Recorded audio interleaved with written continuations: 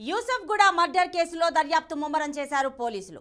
కేసులో rowdy sheeter Jilani arrest అయ్యాడు. సింగోటం రాము హత్య కేసులో ప్రస్తుతం పోలీసులు అదుపులో 6 నిందితులు ఉన్నారు. ప్రధాన నిందితుడు మనీ సహా రౌడీ షీటర్ జిలానీ అరెస్ట్ అయ్యాడు. నిందితుల్లో 2 మహిళలు ఉండగా పరారీలో మరికొందరు నిందితులు ఉన్నారు. మర్డర్ చేసిన గ్యాంగ్లో 2 మైనర్లు ఉన్నట్లు కూడా సమాచారం. అయితే జిలానీ మోస్ట్ వాంటెడ్ రౌడీ షీటర్గా పోలీసులు ఈ కేసులో గుర్తించారు.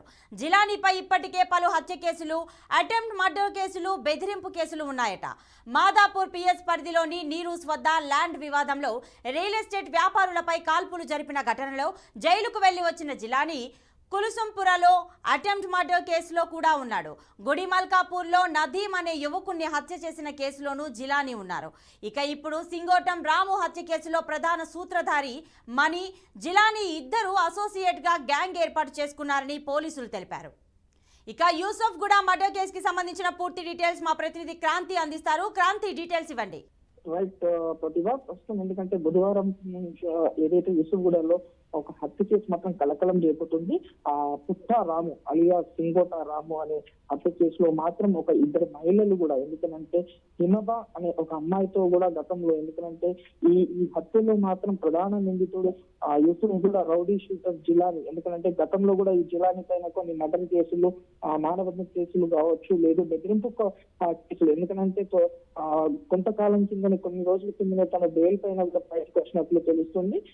ఇది అంటే దాదాపు తన పైన మాదాపూర్ లో ఇటు మన ఘోషామాల్లో కూడా పలు కేసులు అయితే ఉన్నట్లు, మర్డర్ కేసులు 4 మర్డర్ కేసులు, 4 మానభంగ కేసులు అయితే ఉన్నట్లు తెలుస్తుంది. అండ్ దీంతో పాటు ఏదైతే మన మాదాపూర్ చెందిన మణికంఠ అనే వ్యక్తి, అంటే సూత్రధారి, అసలు సూత్రధారి మణికంఠనే.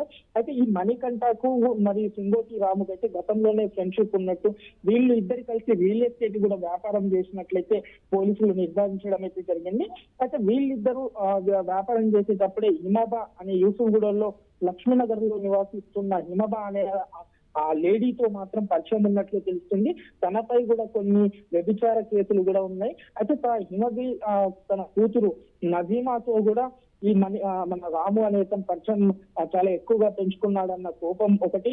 అయితే ఈ మణికంఠకు మరి రాముకి అయితే గతంలోనే గొడవలైనట్టుగా, దాంట్లో ముఖానికి తీవ్ర గాయాలు కాక మణికంఠకు అయితే సర్జరీ కూడా చేయాల్సి వచ్చింది.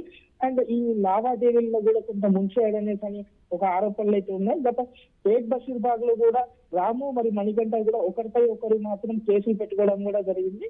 అదే కోపంతో మాత్రం పక్కా ప్లాన్ ప్రకారంగానే మణికంఠ ఈ హిమబిందు దగ్గరికి, ఏదైతే లక్ష్మీనగర్ లో ఉంటున్న యూసఫ్గూడలో ఉంటున్న మహిళ దగ్గరికి, హిమబా దగ్గరికి వెళ్ళేసి ఆమె ద్వారా ఫోన్ చేసి మరి సింగోట రాముని ఆ యూసఫ్గూడకి రప్పించిన తర్వాత మణికంఠ మాత్రం 10 మందికి పైగా ఒకేసారి కత్తులతో రెడీగా ఉండి ఒకేసారి దాడి చేయగా, ఎందుకంటే అక్కడ ఈ కొంతమంది దాడి చేస్తున్న సమయంలో మాత్రం మరికొంతమంది ప్రపంచాన్ని కూడా పోసి దాదాపుగా 60కి పైగా కత్తుల దాడి మాత్రం బయటపడ్డాయి పోస్ట్ మార్టం రిపోర్ట్ లో చూసుకున్నట్లయితే.